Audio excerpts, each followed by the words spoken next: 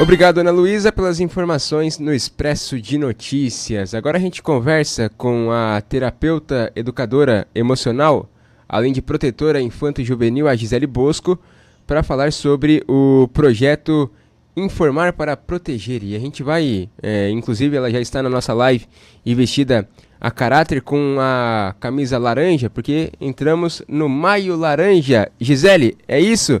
Muito boa tarde, seja bem-vinda, muito bem aqui à Rádio Cidade. Muito boa tarde para você e já de antemão, obrigado pela participação, viu? Gratidão também, boa tarde a todos, é um prazer, né? Boa tarde a todos os ouvintes, gratidão à rádio, né? Pelo convite, pela oportunidade. Estamos aí a caráter, acabei de chegar de Imbituba, estava fazendo uma ação numa escola lá para alunos do 6º ano, levando informação, né? Para que eles aprendam a se proteger.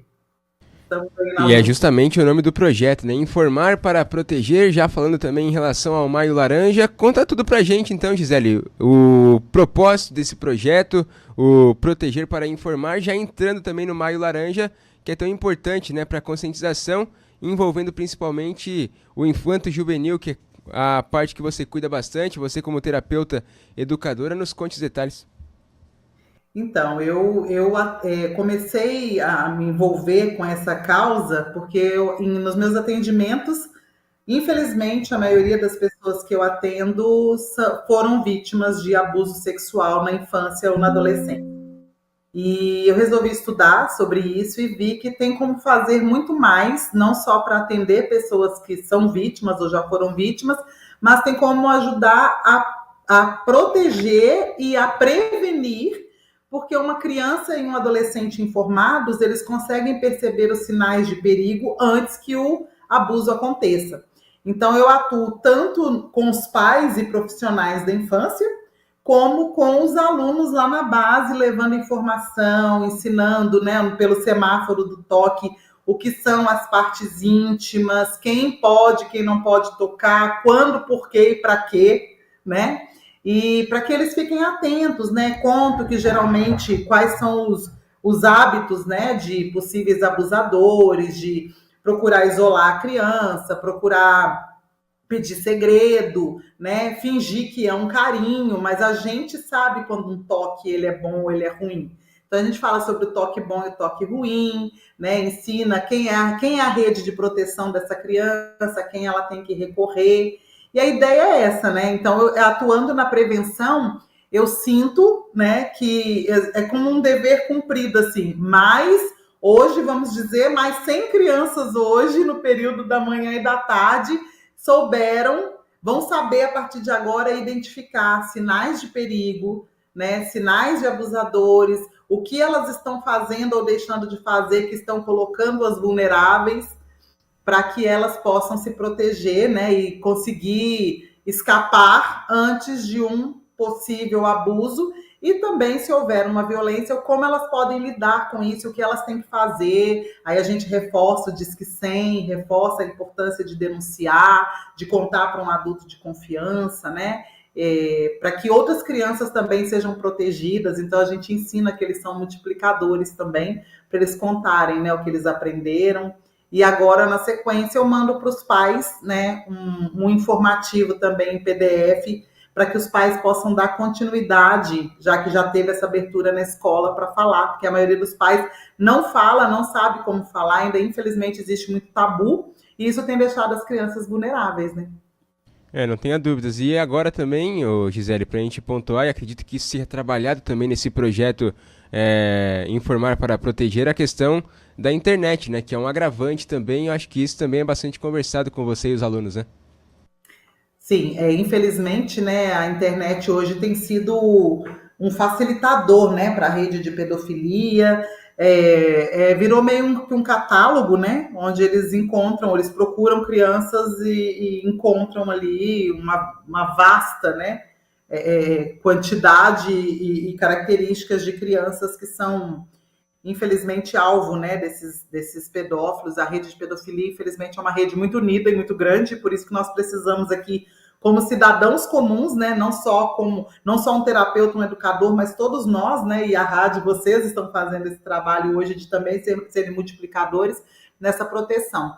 Aí então a gente explica, né, os perigos que tem nos jogos, não jogar com pessoas que você não conhece pessoalmente, a importância dos pais não exporem fotos e vídeos de suas crianças de forma alguma, né, porque isso tudo é um catálogo, né, aberto, uma vitrine, né, para a rede de pedofilia.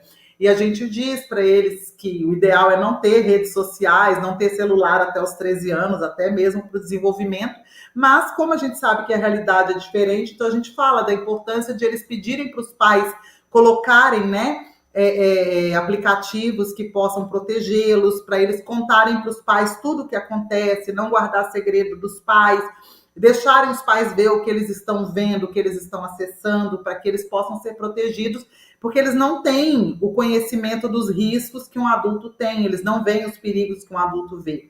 Então eu explico também sobre isso, falo sobre os desafios, que infelizmente tem muitos desafios na internet, até para que eles ganhem, né, prêmios nos joguinhos.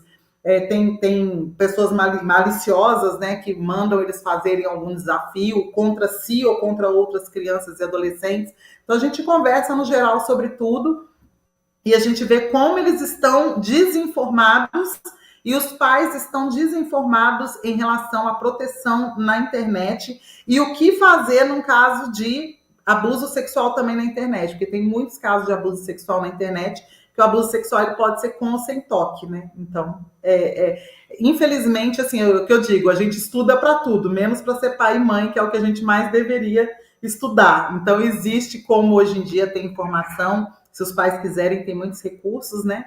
E essa é a ideia do projeto, é educar pais e crianças e adolescentes, né? Ô Gisele, até pra gente pontuar, e é algo muito importante, né? Claro, as campanhas tem o Maio Laranja, tem o Setembro Amarelo, tem o Novembro Azul, tem outras que, claro, naquele mês você fala bastante sobre aquilo e muitas vezes acaba esquecendo no restante do ano. Acho que vale também esse recado, esse informe, e acredito que o seu projeto também não funcione, não atue só no mês de maio, né? No mês de Maio Laranja, mas com esse trabalho de conscientização atuando durante todo o ano. É assim que funciona? Eu atuo o ano todo, né? E aí, por exemplo, vamos pegar um exemplo, né? No Agosto Lilás, eu fiz palestra sobre o Agosto Lilás, que é contra a violência contra a mulher.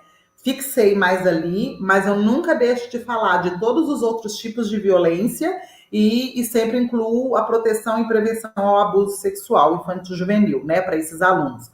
Falo muito sobre o bullying também, né? No mês de maio, eu reforço mais. Por exemplo, essa escola que eu fui fazer a ação hoje é uma escola que eu já atendi todos os alunos. Todas as turmas já foram atendidas no ano passado. Uma escola muito aberta, né, à informação. Então, esse ano, quando eu voltei agora no Maio Laranja, eu voltei para falar especificamente do Maio Laranja. Mas quando eu vou numa escola que eu nunca falei sobre prevenção, né, principalmente ao abuso sexual, eu pego, por exemplo, o Agosto Lilás, o Setembro Amarelo, eu trago aquele tema do mês, mas trago abrangendo também todos os tipos de violência e nunca deixo de ensinar como se proteger do abuso sexual. Porque as outras violências, a criança percebe que ela está sendo violentada, mas o abuso sexual, na maioria das vezes, ela confunde com carinho. Porque, infelizmente, 80% dos agressores, dos violentadores, dos abusadores são pessoas da família ou próximas à família que têm total confiança por parte dos pais e das crianças. Então, são pessoas que chegam muito legais, muito de mansinho, com toques que parecem carinho, mas quando a criança sabe identificar, ela nota que tem alguma coisa errada e o que ela tem que fazer se isso acontecer. Então, a gente nunca deixa de trabalhar a prevenção ao abuso sexual e a exploração, porque a gente fala também dos riscos de sequestro para escravidão sexual e para tráfico de órgãos, né? Então, a gente também avisa muito para ter esses cuidados. Isso em todas as palestras. E como se protegerem de outros tipos de violências, né, no geral, que infelizmente é em casa a maioria também. Gisele, para a gente finalizar, já agradecendo a sua participação, gostaria que você reforçasse, fizesse um comentário em relação aos pais, como orientar aos filhos, para que em caso de um abuso ou algo que chegue perto disso, você disse que as crianças e os adolescentes conseguem bem identificar antes disso acontecer de fato, para que denuncie, para que esse tabu acabe, como você bem pontuou, para que a gente coíba cada vez mais esse tipo de crime que a gente sabe que acontece bastante. Gostaria que você fizesse e deixasse um recado para os pais que estão nos ouvindo. Então, incentivo, né, os pais a estarem participando, perguntando para os seus filhos o que eles aprenderam, né, e como, buscando essa orientação de como eles podem ensinar de acordo com a faixa etária. Eu me coloco à disposição, né, no que eu puder contribuir aí. E tem muitos vídeos na internet, inclusive. Tem a música Não Toca Não, que é da Liliane, que é muito boa, a Liliane Rocha. Tem uma música que a gente fez que é para passar para os adolescentes também. Eu e meu marido fizemos, que é bem legal, uma linguagem mais adolescente, assim. Tem muitas músicas, muitos livros e muitos vídeos que ensinam os pais e profissionais como lidar com esse assunto de acordo com a faixa etária. Né? E isso tem disponível aí no YouTube, no Instagram, nas redes sociais. Mas também, se precisar de uma mentoria, de uma orientação mais próxima, me coloco à disposição, né? Se precisar, por exemplo, eu gostaria que ela fosse na escola do meu filho, né? Conversa lá com a diretora me chama, ou a gente vê a nível municipal, seja o que for, e o que eu puder fazer, aonde dá para ir, eu estou indo. Onde minhas pernas alcançam, eu vou, né? E no mais, a gente vai multiplicando o que já existe também de conteúdo disponível, né, para que as pessoas possam entender como funciona. Eu tenho alguns vídeos também no meu canal do YouTube, tenho muita coisa no Instagram, e é isso, assim, é importante estudar, né?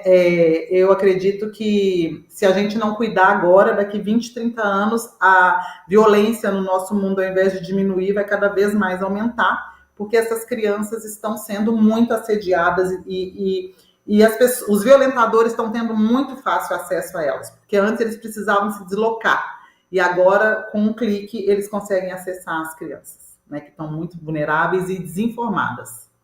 Então, é informação. Gisele, muito obrigado pela sua participação, uma ótima entrevista, muito obrigado e a gente volta a conversar com certeza numa outra oportunidade. Conte aqui com os microfones da Rádio Cidade, viu? Grande abraço e uma ótima quinta-feira para você. Eu que agradeço, um abraço para vocês e uma boa tarde, boa noite aí, né? E me coloco à disposição. Um abração. Tá aí, portanto, a Gisele Bosco conversando conosco sobre o Maio Laranja. 5 horas e 20